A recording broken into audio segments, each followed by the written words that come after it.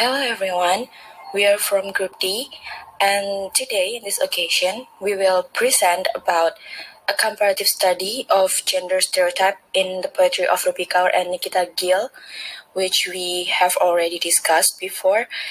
And my name is Raihana Wibowo. My Trila student number is 048, and I am the first presenter of the group. Here I have my two other friends. They are Nabila, Ardianti, Mumtaz, who will be the second presenter later, and the third presenter is Alamsyah, Zakaria, Theda.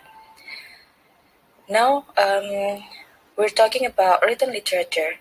It has many of its kind to explore. Included one of them is poetry, and then poetry has the elements inside of it which will support it as one and enrich our understanding about poetry. There are rhythm and meter, stanza, simile, rhyme, and rhyme sim, metaphor, symbolism, and imagery. This is based on the online sources.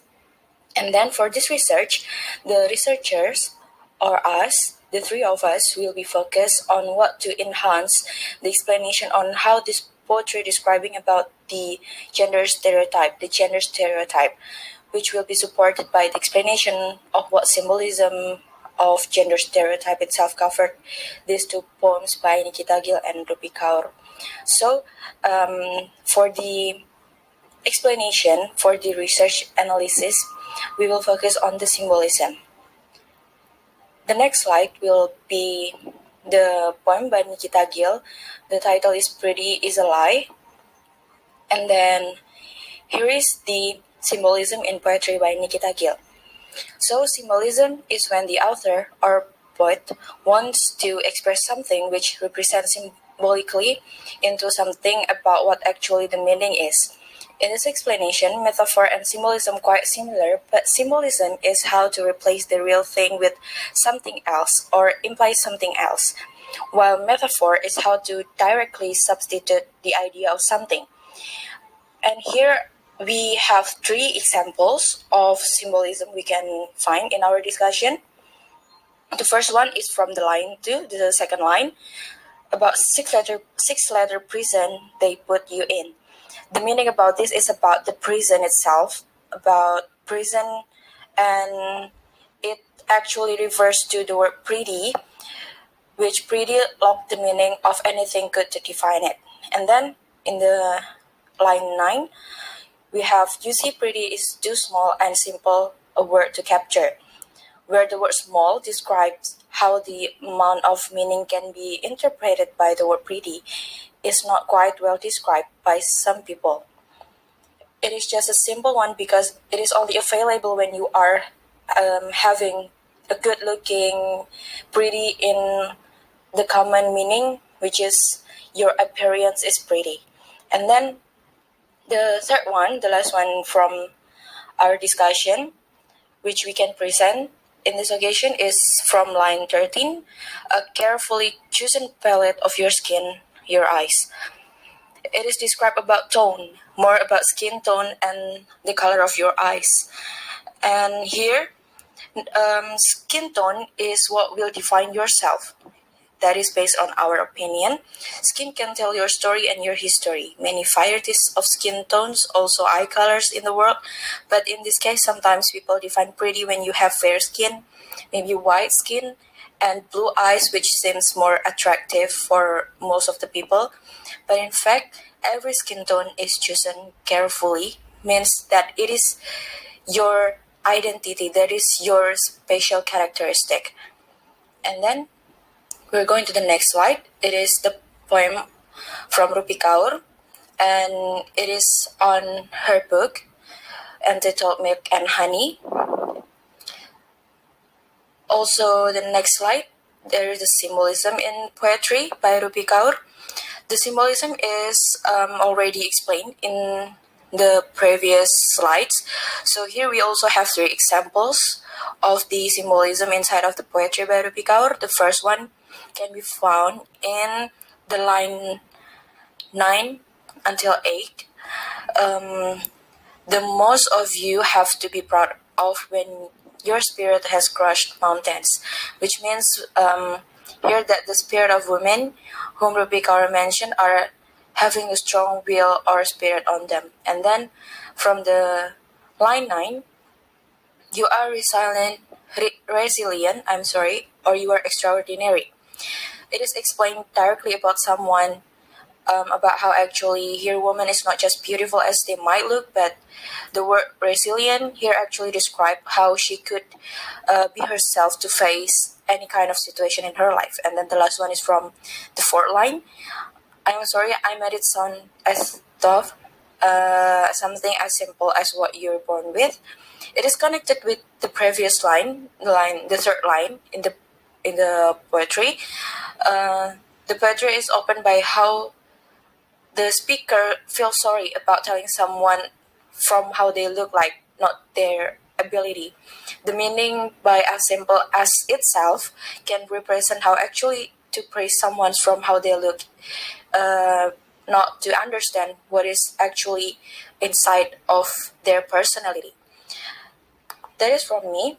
The next slide will be presented by Nabila. Thank you.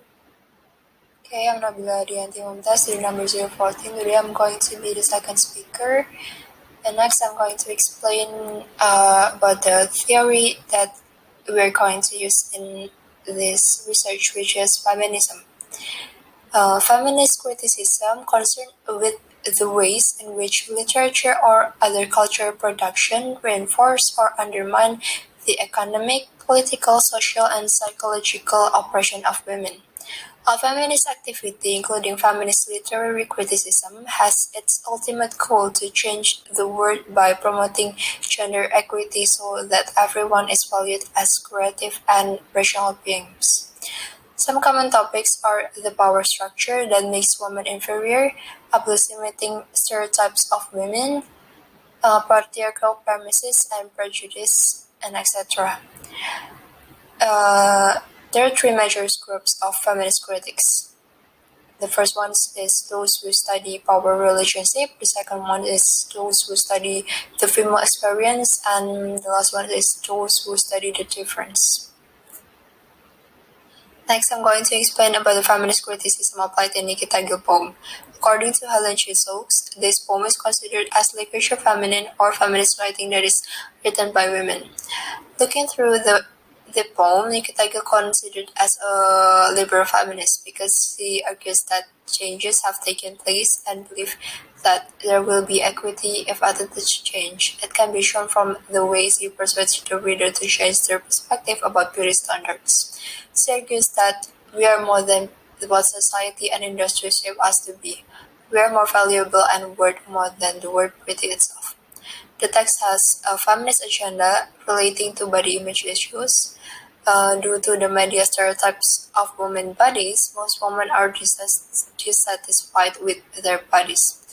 This issue could lead to low self-esteem and triggered an obsession with appearance. This poem wants to fight the beauty stereotype regarding the body image issue. According to objectification theory, girls are taught to view themselves as an outside observer will see them. Through self-objectification, a woman's experience of her body is dictated by constant self-evaluation and comparison to societal standards. Women come to believe that they can control their appearance in order to attain their ideal beauty. According to Langton, there are some features of the feminist theory of objectification. This poem depicted two of the three features according to Langton. The first one is prediction to body, which is treating a person as identified with their body or body parts. The second one is prediction to appearance, which is treating a person primarily in terms of how they look or how they appear to the senses. These features can be shown from some of the line from the poem.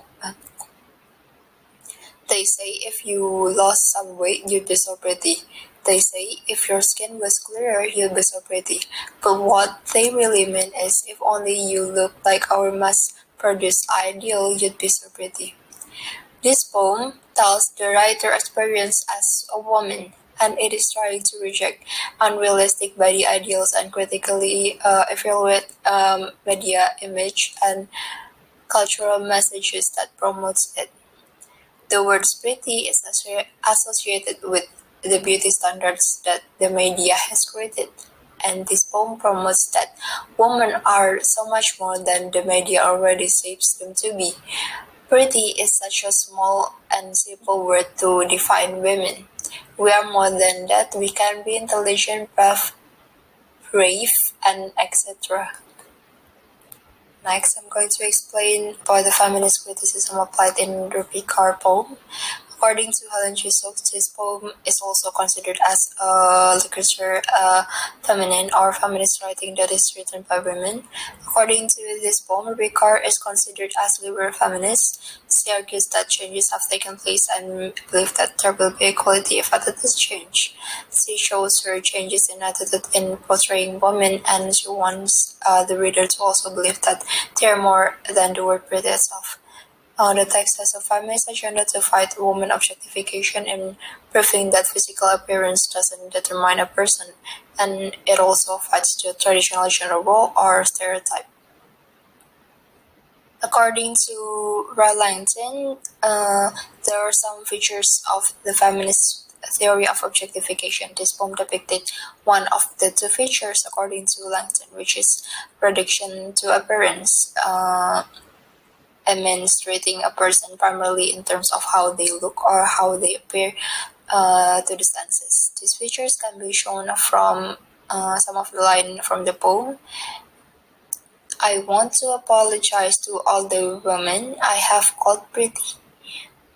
Women are often being judged by their physical appearance. The word pretty is associated with the beauty standards that are being shaped by the society and industry. These poems want to promote that women are more than that. They are more than what the media shapes them to be. They are more valuable, they are intelligent, brave, and etc. It can be seen that this poem also fights the traditional gender roles or stereotypes that often cast men as rational, strong, protective, and decisive, whereas they cast women as emotional, irrational, weak, nurturing, and submissive. In this poem, women often just by their physical appearance, when they supposedly can also be intelligent, brave, strong, resilient, and extraordinary. Okay, next will be explained by my friend Alamsyah Zakaria Theda. Now comes to the last part of the presentation, that is significance that has been shown on the study. Now, both of the poems were produced in the fourth wave era of feminism. It is the era that began in 2012 and its focus was on sexual harassment, body shaming, and rape culture. It can be shown that both of the poems carry the issue of body shaming. Besides publishing their work on the form of a book, both poets also publishing their poem through their social media account. It's one of a key component in fourth wave feminism, which is the use of social media to highlight and address this feminist concern. Therefore, people can easily find the essential meaning on how important it is to take a look at this issue. About how to define beauty itself, not only from the physical appearance, but also through the inner beauty that gleams from each of the humans to define their own beauty. The study also shows us about the beauty standard, that is, about how the gender stereotype of beautiful women is depicted as simple as saying pretty or beautiful. Now, both writers are female who voiced the right on how to fight for equality, including the impact of gender stereotypes and in which physical appearance is not the only factor in determining whether someone is beautiful or not. That is all for our video and presentation on a comparative study of gender stereotype in the poetry of Rupi Kaur and Nikita Jo.